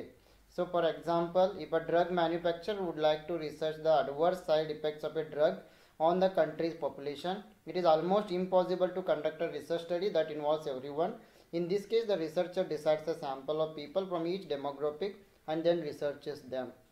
ಸೊ ಇಲ್ಲಿ ಏನಾಗ್ತಾ ಇದೆ, ಒಬ್ಬ ಡ್ರಗ್ ಮ್ಯಾನುಫ್ಯಾಕ್ಚರ್ ಜನರ ಮೇಲೆ ಡ್ರಗ್ನ ಪರಿಣಾಮವನ್ನು ಅಧ್ಯಯನ ಮಾಡಬೇಕಂತ ಭಾವಿಸಿದ್ದಾನೆ. ಸೊ ಹೀಗಾಗಿ ಇಡೀ ಜನರನ್ನು ಹೋಗಿ ಪ್ರಶ್ನೆಗಳನ್ನ ಕೇಳಿ ಮಾಹಿತಿಯನ್ನು ಪಡೆಯುವುದು ತುಂಬ ಕಷ್ಟ ಆಗಿರುತ್ತೆ. ಅದಕ್ಕಾಗಿ ಅವನು ಏನು ಮಾಡ್ತಾ ಇದ್ದಾನೆ, ಇಡೀ ಜನಸಂಖ್ಯೆಯಿಂದ ಕೆಲವೇ ಜನರ ಗುಂಪನ್ನು ತೆಗೆದುಕೊಳ್ತಾ ಇದ್ದಾನೆ. ಸೊ ಇದಕ್ಕೆ ನಾವು ಏನಂತ ಕರಿತಾ ಇದ್ದೀವಿ, ಸ್ಯಾಂಪಲ್ ಅಂತ ಕರಿತಾ ಇದ್ದೀವಿ. So next types of sampling. So ಇಲ್ಲಿ ಎರಡು ಪ್ರಕಾರದ ಮುಖ್ಯ ಸ್ಯಾಂಪ್ಲಿಂಗ್ಗಳಿವೆ. ಒಂದು ಪ್ರೊಬ್ಯಾಬಿಲಿಟಿ ಸ್ಯಾಂಪ್ಲಿಂಗ್, ಇನ್ನೊಂದು non probability sampling. So probability sampling means it is a sampling technique where a researcher sets a selection of a few criteria and chooses members of a population randomly. So all the members have an equal opportunity to be a part of the sample with this selection of parameters. So ಇಲ್ಲಿ ಏನಾಗ್ತಾ ಇದೆ, probability sampling ಮೆಥಡ್ನಲ್ಲಿ ಜನಸಂಖ್ಯೆಯ ಪ್ರತಿಯೊಂದು ಅಂಶಕ್ಕೂ ಕೂಡ ಪ್ರತಿಯೊಬ್ಬ ಜನರಿಗೂ ಕೂಡ ಇಲ್ಲಿ ಅವಕಾಶ ಸಿಗ್ತಾ ಇದೆ. ಅಂದರೆ ಇಲ್ಲಿ ಸ್ಯಾಂಪಲನ್ನು ಸಂಶೋಧನಾಕಾರ ರ್ಯಾಂಡಮ್ ಆಗಿ ಸೆಲೆಕ್ಟ್ ಮಾಡ್ತಾ ಇದ್ದಾನೆ. ಸೊ ರ್ಯಾಂಡಮ್ ಆಗಿ ಸೆಲೆಕ್ಟ್ ಮಾಡೋದ್ರಿಂದ ಎಲ್ರಿಗೂ ಕೂಡ ಇಲ್ಲಿ ಅವಕಾಶ ಸಿಗ್ತಾ ಇದೆ. ಸೊ ಇದಕ್ಕೆ ನಾವು ಏನಂತ ಇದ್ದೀವಿ, ಪ್ರೊಬ್ಯಾಬಿಲಿಟಿ ಸ್ಯಾಂಪ್ಲಿಂಗ್ ಮೆಥಡ್. ಸೊ ಇನ್ನೊಂದು non probability sampling method. So ಇಲ್ಲಿ ಏನಾಗ್ತಾ ಇದೆ, researcher chooses members for research at random. This sampling method is not fixed or predefined selection process. This makes it difficult for all the elements of a population to have equal opportunity. So non probability ಸ್ಯಾಂಪ್ಲಿಂಗ್ನಲ್ಲಿ ಎಲ್ಲರಿಗೂ ಕೂಡ equal ಆದ opportunity ಸಿಗ್ತಾ ಇಲ್ಲ. So ಕೆಲವು ಜನರಿಗೆ ಅವಕಾಶ ಸಿಕ್ಕರೆ ಇನ್ನೂ ಕೆಲವು ಜನರಿಗೆ ಇಲ್ಲಿ ಅವಕಾಶ ಸಿಗ್ತಾ ಇಲ್ಲ. So let us move to the next slide. Here differences between probability sampling and non-probability sampling. You can observe probability sampling, the sample is selected at random. In non-probability sampling, the sample is selected based on the subjective judgment of the researcher. Probability sampling, everyone in the population has an equal chance. ಎಲ್ರಿಗೂ ಕೂಡ ಅವಕಾಶ ಸಿಗ್ತಾ ಇದೆ. Non probability, not every one has an equal chance. So ಇಲ್ಲಿ ಎಲ್ರಿಗೂ ಕೂಡ ಒಂದು equal ಅವಕಾಶ ಸಿಗ್ತಾ ಇಲ್ಲ. So next, probability sampling used when sampling bias has to be reduced. Non-probability sampling, the researcher does not consider sampling bias. Probability sampling useful when the population is diverse. Non-probability sampling useful when the population has similar traits. Probability sampling used to create an accurate sample. Non-probability sampling, the sample does not accurately represent the population. Probability sampling, finding the right respondents is not easy. Non-probability, finding respondents is very easy. So next, probability and non-probability sampling methods. Probability sampling method, it is a sampling technique in which the researcher chooses samples from a larger population using a method based on the theory of probability. So here all the people will be having equal chance. So So for example, if you want to select 100 students, 10 students out of 100, so you may prepare 100 sheets and you will randomly select any 10 sheets. So probability sampling uses statistical theory to randomly select a small group of people from existing large population. So the most critical requirement of probability sampling is that everyone in your population has known and equal chance. So ಇಲ್ಲಿ ಜನಸಂಖ್ಯೆಯ ಪ್ರತಿಯೊಬ್ಬ ಜನರಿಗೂ ಕೂಡ ಇಲ್ಲಿ ಈ ಒಂದು ಸ್ಯಾಂಪಲ್ನಲ್ಲಿ ಭಾಗವಹಿಸುವ ಅವಕಾಶ ಸಿಗ್ತಾ ಇದೆ. So types of probability sampling. So probability ಸ್ಯಾಂಪ್ಲಿಂಗ್ನ ಪ್ರಕಾರಗಳು. The first one simple random sampling. So as the name suggests, it is an entirely random method of selecting the sample. So this sampling method is easy as assigning numbers to the individuals and then randomly choosing from those numbers through an automated process. Finally, the numbers that are chosen are the members that are included in the sample. So ಈ simple random sampling ಏನು ಮಾಡ್ತಾ ಇದ್ದಾರೆ, ಎಷ್ಟು ಜನ ಅದಾರಲ್ಲ ಎಲ್ಲ ಜನರಿಗೂ ಒಂದು ನಂಬರನ್ನು ಕೊಡ್ತಾ ಇದ್ದಾರೆ. ಸೊ ರ್ಯಾಂಡಮ್ ಆಗಿ ಬೇಕಾದ ನಂಬರ್ಗಳನ್ನು ಚೂಸ್ ಮಾಡ್ಕೊಳ್ತಾ ಇದ್ದಾರೆ. ಇದಕ್ಕೆ ನಾವು ಏನಂತೀವಿ, simple random sampling. For example, lottery method is also example for simple random sampling. So next one is stratified random sampling. So stratified random sampling involves a method where the researcher divides a more extensive population into smaller groups that usually don't overlap but represent the entire population.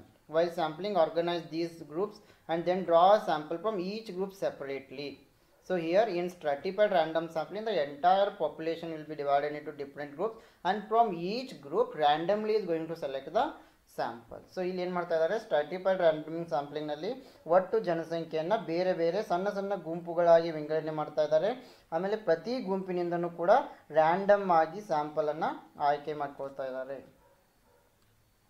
Next, a standard method is to arrange or classify by sex, age, ethnicity and similar ways. So ಇಲ್ಲಿ ಲಿಂಗದ ಆಧಾರದ ಮೇಲೆ, ವಯಸ್ಸಿನ ಆಧಾರದ ಮೇಲೆ, so ಇತ್ಯಾದಿ ಅಂಶಗಳ ಆಧಾರದ ಮೇಲೆ ಇಲ್ಲಿ ಜನರನ್ನು ಡಿವೈಡ್ ಮಾಡಬಹುದು. So next, members of these groups should be distinct so that every member of all groups get equal opportunity to be selected using simple probability. ಇಲ್ಲಿ ಕೂಡ ಪ್ರತಿಯೊಂದು ಗುಂಪಿನಲ್ಲಿರುವ ಎಲ್ಲ ಜನರಿಗೂ ಕೂಡ ಸ್ಯಾಂಪಲ್ನಲ್ಲಿ ಭಾಗವಹಿಸುವ ಒಂದು ಅವಕಾಶ ಇರ್ತಾ ಇದೆ. Next, this method is also known as the random quota sampling. Next, random cluster sampling. It is a way to select participants randomly that are spread out geographically.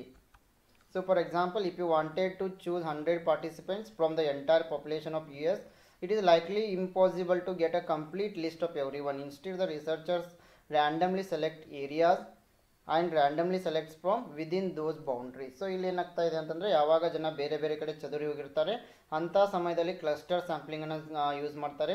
So cluster ಸ್ಯಾಂಪ್ಲಿಂಗ್ನಲ್ಲಿ ಏನು ಮಾಡ್ತಾ ಇದ್ದಾರೆ ಅಂತಂದರೆ, ಇಲ್ಲಿ ಜನರನ್ನು ಬೇರೆ ಬೇರೆ ಗುಂಪುಗಳಲ್ಲಿ ಏರಿಯಾದ ಆಧಾರದ ಮೇಲೆ, ಸಿಟಿ ಆಧಾರದ ಮೇಲೆ, ಕಂಟ್ರಿ ಆಧಾರದ ಮೇಲೆ, ಜಿಲ್ಲೆಗಳ ಆಧಾರದ ಮೇಲೆ ಡಿವೈಡ್ ಮಾಡ್ತಾ ಇದ್ದಾರೆ.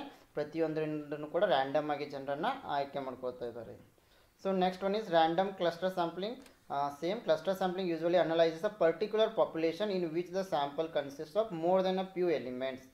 For example, city, family, university, ಈ ರೀತಿ ಒಂದು ಗುಂಪನ್ನೇ ರ್ಯಾಂಡಮ್ ಆಗಿ ಸೆಲೆಕ್ಟ್ ಮಾಡ್ತಾ ಇದ್ದಾರೆ. ಸೊ ಈ ಗುಂಪುಗಳಿಗೆ ಕ್ಲಸ್ಟರ್ಸ್ ಅಂತ ನಾವು ಕರಿತಾ ಇದ್ದೀವಿ. Next one is systematic sampling. So here is when you choose every nth individual to be a part of the sample. For example, if I want to select 10 students out of 100 students, if I select the even roll numbers, roll number 2, roll number 4, roll number 6, so it is systematic sampling. ಇಲ್ಲಿ ಏನು ಮಾಡ್ತಾ ಇದ್ದಾರೆ, ಒಂದು systematic way ಮೂಲಕ ಸ್ಯಾಂಪಲನ್ನು ಆಯ್ಕೆ ಮಾಡ್ಕೊಳ್ತಾ ಇದ್ದಾರೆ. ಉದಾಹರಣೆಗೆ 100 ವಿದ್ಯಾರ್ಥಿಗಳಲ್ಲಿ 10 ವಿದ್ಯಾರ್ಥಿಗಳನ್ನ ಸೆಲೆಕ್ಟ್ ಮಾಡಬೇಕಂದ್ರೆ ಈವನ್ ರೋಲ್ ನಂಬರ್ ಪ್ರಕಾರ roll number 2, roll number 4, roll number 6 ಈ ರೀತಿ ಸೆಲೆಕ್ಟ್ ಮಾಡ್ತಾ ಹೋದರೆ ಸಿಸ್ಟಮ್ಯಾಟಿಕ್ ಸ್ಯಾಂಪಲ್ ಅಂತ ಕರಿತೀವಿ. ಉದಾಹರಣೆಗೆ every fifth person to be in the sample. So systematic sampling, it is an extended implementation of the same old probability technique in which each member of the group is selected at regular periods from a sample. So here also there is an equal opportunity for every member. So next let us move to the types of non-random samplings. So non-probability sampling, it is defined as a sampling technique in which the researcher selects a sample based on subjective judgment. So ಇಲ್ಲಿ ರಿಸರ್ಚ್ಗೆ ಯಾವ ರೀತಿ convenience ಆಗುತ್ತಲ್ಲ, ರಿಸರ್ಚರ್ನ ಒಂದು ಜಡ್ಜ್ಮೆಂಟ್ನ ಆಧಾರದ ಮೇಲೆ ಏನು ಮಾಡ್ತಾ ಇದ್ದಾರೆ, ಸ್ಯಾಂಪಲನ್ನು ಆಯ್ಕೆ ಮಾಡ್ಕೋತಾ ಇದ್ದಾರೆ. So it is a less stringent method. This sampling method depends heavily on the expertise of the researchers. So here it is carried out by observation and researchers use it widely for qualitative research. So next one, non-probability sampling. It is a sampling method in which not all the members are having an equal chance. ಇಲ್ಲಿ ಎಲ್ಲ ಜನರಿಗೂ ಕೂಡ equal chance ಸಿಗ್ತಾ ಇಲ್ಲ. So ಇಲ್ಲಿ ಒಂದು ಸಂಶೋಧಕನ ಒಂದು ಜಡ್ಜ್ಮೆಂಟ್ನ ಆಧಾರದ ಮೇಲೆ, ಸಂಶೋಧಕನ ಒಂದು ಕನ್ವೀನಿಯನ್ಸ್ನ ಆಧಾರದ ಮೇಲೆ ಸ್ಯಾಂಪಲನ್ನು ಸೆಲೆಕ್ಟ್ ಮಾಡಲಾಗ್ತಾ ಇದೆ. So researchers use this method in studies where it is impossible to draw random probability sampling due to time. So next, types of non-probability samplings. First one is convenience sampling. So in convenience sampling, it is a non-probability sampling method where samples are selected from the population only because they are conveniently available. So ಸಂಶೋಧಕನ ಮನೆ ಪಕ್ಕದಲ್ಲಿ ಯಾರಿರ್ತಾರೆ, ಅವ್ನಿಗೆ ಗೊತ್ತಿದ್ದ ಜನ ಯಾರಿರ್ತಾರೆ, ಅವರನ್ನು ತನ್ನ ಅನುಕೂಲಕ್ಕೆ ತಕ್ಕಂತೆ ಸ್ಯಾಂಪಲನ್ನು ಆಯ್ಕೆ ಮಾಡ್ಕೊಂಡ್ರೆ ಅದಕ್ಕೆ ನಾವು ಕನ್ವೀನಿಯಂಟ್ ಸ್ಯಾಂಪ್ಲಿಂಗ್ ಅಂತ ಹೇಳ್ತೀವಿ. So researcher choose the sample just because they are easy to recruit and the researcher did not consider selecting a sample that represent the entire population. ಈ ಒಂದು ಸ್ಯಾಂಪಲ್ ಕೆಲವೊಂದು ಸರಿ ಕರೆಕ್ಟ್ ಪಾಪ್ಯುಲೇಷನನ್ನು ರೆಪ್ರೆಸೆಂಟ್ ಮಾಡ್ಬೋದು, ಇನ್ನು ಕೆಲವೊಂದು ಸಲ ಈ ಒಂದು ಸ್ಯಾಂಪಲ್ ಪಾಪ್ಯುಲೇಷನನ್ನು ರೆಪ್ರೆಸೆಂಟ್ ಮಾಡದೇ ಕೂಡ ಇರಬಹುದು. ಒಟ್ಟಿನಲ್ಲಿ ಇಲ್ಲಿ ರಿಸರ್ಚರ್ ತನ್ನ ಅನುಕೂಲಕ್ಕೆ ತಕ್ಕಂತೆ ಸ್ಯಾಂಪಲನ್ನು ಆಯ್ಕೆ ಮಾಡ್ಕೊಳ್ತಾ ಇದ್ದಾನೆ. So it is good to test a sample that represents the population. So but in some research the population is too large to examine and consider the entire population. So ಹೀಗಾಗಿ sample ಪಾಪ್ಯುಲೇಷನನ್ನು represent ಮಾಡುತ್ತೋ ಅಥವಾ ಇಲ್ಲವೋ ಎಂಬುದನ್ನು ಪರೀಕ್ಷೆ ಮಾಡಬೇಕಾಗತ್ತೆ. ಆದರೆ population size ಜಾಸ್ತಿ ಇರೋದರಿಂದ ಆ ರೀತಿ ಮಾಡೋದು ಸ್ವಲ್ಪ ಕಷ್ಟ ಕೂಡ ಆಗುತ್ತೆ. So next one is consecutive sampling. So here it is very similar to convenience sampling with a slight variation. Here the researcher picks a single person or a group of a sample, conducts research over a period, analyzes the result, then moves on the another subject or group of needed. So consecutive sampling technique gives the researcher a chance to work with many topics and fine tune his or her research by collecting results that have vital insights. So ಇಲ್ಲಿ ಏನಾಗ್ತಾ ಇದೆ, consecutive sampling of researcher is going to select one person and he will collect the information from him. He will complete his research work, then he will take another topic and he will collect the information from the same person. So ಇಲ್ಲಿ consecutive ಸ್ಯಾಂಪ್ಲಿಂಗ್ನಲ್ಲಿ ಒಬ್ಬ researcher ಏನು ಮಾಡ್ತಾ ಇದ್ದಾನೆ, ಒಬ್ಬ ಒಂದು ಸ್ಯಾಂಪಲನ್ನು ಆಯ್ಕೆ ಮಾಡ್ಕೊಳ್ತಾ ಇದ್ದಾನೆ. ಅದ್ರ ತಕ್ಕಂತೆ ಸ್ಯಾಂಪಲ್ನಿಂದ ಇನ್ಫಾರ್ಮೇಷನನ್ನು, ಮಾಹಿತಿಯನ್ನು ಪಡೆಯೋದು ತನ್ನ ರಿಸರ್ಚ್ ವರ್ಕನ್ನು ಕಂಪ್ಲೀಟ್ ಮಾಡ್ತಾನೆ. ಮತ್ತು ಬೇರೆ ಸಮಸ್ಯೆಯನ್ನು ತೆಗೆದುಕೊಳ್ತಾನೆ ಅಥವಾ ಬೇರೆ ಸಂಶೋಧನಾ ಕಾರ್ಯವನ್ನು ತೆಗೆದುಕೊಳ್ತಾನೆ, ಮತ್ತು ಅದೇ ಜನರೊಂದಿಗೆ ಮಾಹಿತಿಯನ್ನು ಪಡಿತಾ ಇದ್ದಾನೆ. So next one is quota sampling. So here a researcher wants to study the career goals of male and female employees in an organization. There are 500 employees in the organization, also known as the population. To understand better about the population, the researcher will need only a sample, not the entire population. Further, the researcher interested in a particular strata within the population. Here is where quota sampling helps in dividing the population into different groups. So here in quota sampling, the researcher will divide the entire population into different groups. Then any group he is going to select. So it is known as the quota sampling. So ಇಲ್ಲಿ ಇಡೀ ಜನಸಂಖ್ಯೆಯನ್ನು different ಗ್ರೂಪ್ಗಳಾಗಿ ವಿಂಗಡಣೆ ಮಾಡ್ತಾ ಇದ್ದಾರೆ. ನಂತರ ಪ್ರತಿ ಗ್ರೂಪ್ನಿಂದ ಜನರನ್ನು ಆಯ್ಕೆ ಮಾಡ್ಕೊಳ್ತಾ ಇದ್ದಾರೆ. Judgmental sampling or purposive sampling. So in this method, researchers select the sample based on researchers' knowledge and credibility. Researchers choose those people who they deem fit to participate in the research study. So judgement ಅಂತಂತಂದರೆ ತನಗೆ ಮನ ಬಂದಂತೆ, ತನಗೆ ಯಾರು ಸರಿ ಅನ್ನಿಸ್ತಾರಲ್ಲ ಅಂಥ ಒಂದು ಸ್ಯಾಂಪಲನ್ನು researcher ಆಯ್ಕೆ ಮಾಡಿಕೊಂಡ್ರೆ ಇದಕ್ಕೆ ನಾವು ಜಡ್ಜ್ಮೆಂಟಲ್ ಅಥವಾ ಪರ್ಪಸಿವ್ ಸ್ಯಾಂಪ್ಲಿಂಗ್ ಅಂತ ಹೇಳ್ತೀವಿ. Snowball sampling. Snowball sampling helps researchers find a sample when they are difficult to locate. So researchers use this technique when the sample size is small and not easily available.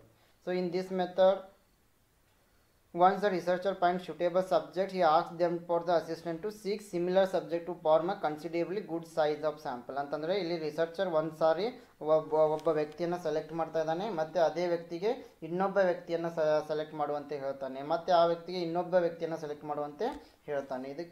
ಇದಕ್ಕೆ ನಾವು chain sampling ಅಂತಾನು ಹೇಳ್ತೀವಿ.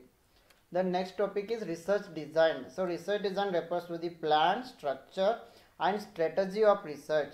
It is the blueprint that will guide the research. So research design ಏನಿದೆ ಇದು ಒಂದು complete ಯೋಜನೆ ಆಗಿದೆ, structure ಆಗಿದೆ, ಸ್ಟ್ರಾಟಜಿ ಆಗಿದೆ, ಯಾವ ರೀತಿ ರಿಸರ್ಚ್ ಕಾರ್ಯವನ್ನು ಮುಗಿಸಬೇಕಂತ ಇದು ಹೇಳಿಕೊಡ್ತಾ ಇದೆ. So it is the framework of research methods and techniques chosen by a researcher. So descriptive research design. So here a researcher is solely interested in describing the situation. So it is a theory based design method which is created by gathering, analyzing and presenting the data. This allows a researcher to provide insights into the why and how of research. It helps to understand the need of the research. So next one is experimental research design. So here researcher establishes a relationship between cause and effect. ಕಾರಣ ಮತ್ತು ಪರಿಣಾಮಗಳ ನಡುವೆ ಸಂಬಂಧವನ್ನು ಏರ್ಪಡಿಸ್ತಾ ಇದ್ದಾನೆ. It is causal design where one observes the impact caused by the independent variable on the dependent variable. Correlational research design. Here it is a non-experimental research technique that helps researcher establish a relationship between two closely connected variables. This type of research requires two different groups.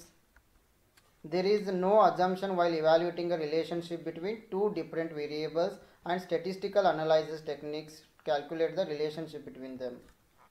And correlation coefficient the value lies between -1 and +1. You must remember it. So diagnostic research design. So in diagnostic design, the researcher is looking to evaluate the underlying cause of a specific topic. This method helps one learn more about the factors that create troublesome situations. Then explanatory research design uses researchers' ideas and thoughts on a subject for further explore their theory. So ಇಲ್ಲಿ ರಿಸರ್ಚರ್ನ ಐಡಿಯಾಗಳು ಮತ್ತು ಅವನ ಯೋಚನೆಗಳನ್ನು ಬಳಕೆ ಮಾಡಲಾಗ್ತಾ ಇದೆ. So type 1 and type 2 error. Sometimes questions will arise on this topic. So type 1 error means type 1 error occurs when sample results reject the null hypothesis despite being true. So ಇಲ್ಲಿ type 1 error ಏನು ಹೇಳ್ತಾ ಇದೆ, ಸತ್ಯವಿದ್ದರೂ ಕೂಡ ಅದನ್ನು reject ಮಾಡಲಾಗ್ತಾ ಇದೆ, ignore ಮಾಡಲಾಗ್ತಾ ಇದೆ. Type 2 error occurs when the null hypothesis is not rejected when it is false. So next example ಕೊಟ್ಟಿದ್ದಾರೆ ಇಲ್ಲಿ. Suppose a teacher evaluates the examination paper to decide whether a student passes or fails. H0 is student has passed, H1 is student has failed. So type 1 error will be the teacher failing the students although the students scored the passing marks. So ಇಲ್ಲಿ ವಿದ್ಯಾರ್ಥಿ pass ಆಗಿದ್ರು ಕೂಡ ಶಿಕ್ಷಕರು ಅವನನ್ನು fail ಮಾಡಿದ್ರೆ ಇದೇನಾಗ್ತಾ ಇದೆ, type 1 error. Type 2 error will be the case where the teacher passes the student although the student did not score passing marks. ಇಲ್ಲಿ ವಿದ್ಯಾರ್ಥಿ ಫೇಲ್ ಆಗಿದ್ರು ಕೂಡ ಶಿಕ್ಷಕರು ಅವನನ್ನು ಪಾಸ್ ಮಾಡ್ತಾ ಇದ್ದಾರೆ, ಇದು ಏನಾಗುತ್ತೆ, type 2 error. So next, research ethics. Research ethics, it is going to provide guidelines for the responsible conduct of a research. It educates and monitors scientists conducting research. Then there are some principles of research ethics like honesty, then objectivity, integrity, carefulness, openness, respect for intellectual property, confidentiality, responsible publication, responsible mentoring. So these are social responsibility, non-discrimination, competency, legality, animal care, human subject protection, respect for colleagues. So these are